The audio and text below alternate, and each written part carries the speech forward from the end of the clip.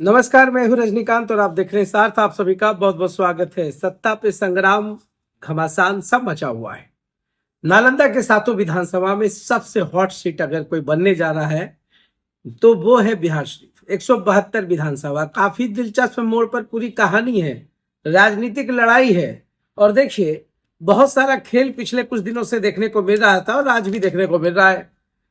बहुत लोगों का नामांकन भी रद्द कर दिया गया है। बिहार शरीफ में जिन लोगों का नामांकन रद्द किया गया है उसमें से पूर्व विधायक पप्पू खान की पत्नी आफरीन सुल्ताना है। आफरीन सुल्ताना ने निर्दलीय उम्मीदवार के रूप में अपना नामांकन कराया था। महागठबंधन की ओर से बहुत भारी कंफ्यूजन है। कंफ्यूजन इसलिए है कि दो दो उम्मीदवार महागठबंधन के ही चुनावी समर में है, चुनावी मैदान में है, आमने सामने है। पहले तो कांग्रेस से उमेर खान है तो दूसरी तरफ सीपीआई के सरदार जी। अब सरदार जी के चुनावी समर में कूद जाने के बाद पूरा मुकाबला दिलचस्प हो गया है। शिव कुमार यादव उर्फ सरदार जी। अब आमने सामने सीपीआई और कांग्रेस है। अगर आफरीन सुल्ताना इस चुनावी समर में होती तो मुकाबला काफी दिलचस्प होता, मगर अब कुछ ऐसा नहीं होता हुआ दिख रहा है। दूसरे हैं रिया उजुद्दीन, तीसरे हैं रजत कुमार, राकेश कुमार, राजकुमार पासवान, शशि रंजन सुमन, अशोक कुमार। प्रफुल्ल कुमार का भी नामांकन रद्द हो गया। प्रफुल्ल कुमार कल तक बीजेपी में थे, निर्दलीय उम्मीदवार के रूप में उन्होंने अपना नामांकन दर्ज किया था। अब प्रफुल्ल कुमार के ऊपर एक समाज का काफी आस्था और ऐसा माना जा रहा था कि प्रफुल्ल कुमार भी वोट में सिंधमारी तो एनडीए का ही करते, मगर ऐसा नहीं हुआ। अब प्रफुल्ल कुमार का भी नामांकन रद्द हो गया है। अब ऐसे में जो महागठबंधन में गांठ है, अब उसको समझना बहुत जरूरी है। उमेर खान कांग्रेस से उम्मीदवार हैं, उमेर खान सभी जगह जा भी रहे हैं, राजद के बड़े बड़े नेताओं से भी मिल रहे हैं, मगर महागठबंधन में जो गांठ है ना, हम उसकी बात कर रहे हैं। कांग्रेस और राजद में अभी तक बनी नहीं है। अलावरू कृष्णा अलावरू कांग्रेस की तरफ से सब कुछ करके थक चुके हैं। राजद कांग्रेस को ज्यादा सीटें देना नहीं चाह रही है, कारण पिछले चुनाव में जो परफॉर्मेंस रहा कांग्रेस का वो बहुत बुरा रहा। कांग्रेस को अच्छी खासी सीटें मिली मगर जीत 18 से 19 पर ही अटक गई। उससे ज्यादा बढ़िया सीपीआई माले ने खेल खेला और स्ट्राइक रेट काफी अच्छा रहा। राजद के युवराज या राजद के सर्वा भी जो है लालू प्रसाद यादव के बाद तेजस्वी यादव है। तेजस्वी यादव का ये लॉजिक था कि आप कम सीटें लीजिए और माले की तरफ सीटों को ज्यादा बढ़ाया जाए ताकि महागठबंधन की सीटें ज्यादा आए, मगर ऐसा नहीं हुआ। पूरे बिहार में खेला हुआ है। अब भले ही इसको लोग फ्रेंडली करें मगर कुछ फ्रेंडली नहीं होता है। अब देखिए, सबसे बड़ी बात है कि प्रदेश कांग्रेस के जो अध्यक्ष है उनकी सीट पर ही राजद ने अपना उम्मीदवार खड़ा कर दिया है। कुटुंबा सीट की बात कर रहे हैं जहां पर काफी खींचतान है। कांग्रेस अध्यक्ष राजेश राम है तो उनके विरुद्ध में जो है सुरेश पासवान पूर्व विधायक को सिंबल दिया गया है राजद से। तो जब प्रदेश स्तर पर अभी तक कोई क्लैरिटी नहीं है तो स्तरीय स्तर पर अगर जिला की हम बात करें, बिहार विधानसभा की बात करें, अब सवाल तो उठना लाजमी है कि राजद के जो कोर वोटर्स है वो किधर जाए। अब राजद के कोर वोटर्स जिसका डेफिनेशन अभी बदल गया है, अब कहा जाता है महिला और युवा, मगर माई समीकरण का मतलब होता है मुसलमान और यादव। मुसलमान उमेर खान के साथ जा सकते हैं मगर यादव किधर जाएंगे, या राजद के जो अन्य वोटर्स वो किधर जाएंगे। अब तो आला कमान जब तक कहेंगे नहीं, जब तक राजद यह कहना दे कि सब ठीक हो गया है, तब तक यह कहना जल्दबाजी होगा कि कांग्रेस की तरफ लोगों का रुझान हो गया। सीपीआई के भी उम्मीदवार हैं शिव कुमार यादव और सरदार जी।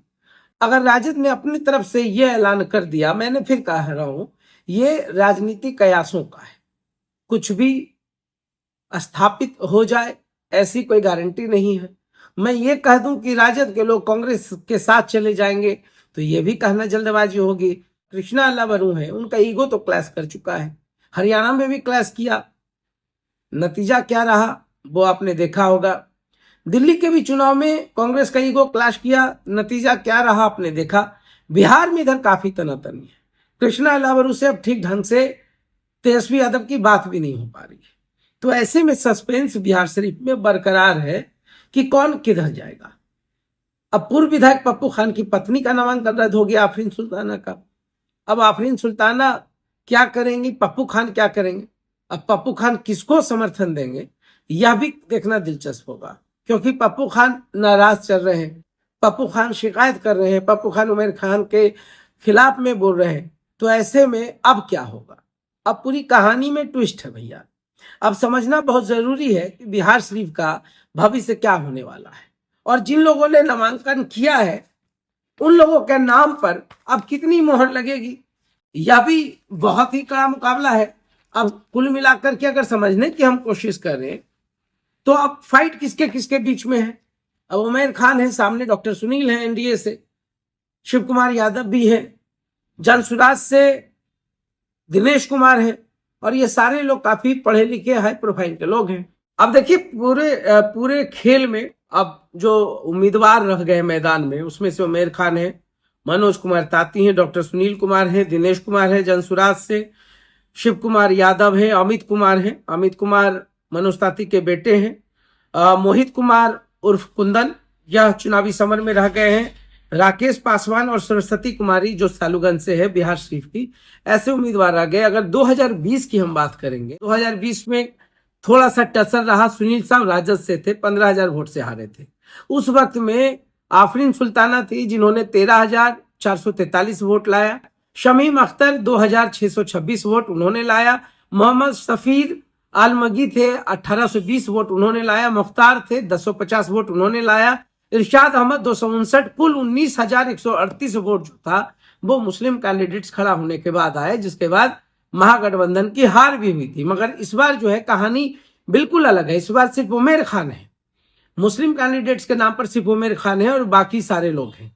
तो ये जो राजद और कांग्रेस के बीच की रस्साकसी है वो बिहार शरीफ में बहुत असर डालेगी। अब प्रफुल्ल कुमार किसको सपोर्ट करते हैं, कुंदन कुमार के साथ जाते हैं, न्यूट्रल होंगे, क्या करेंगे।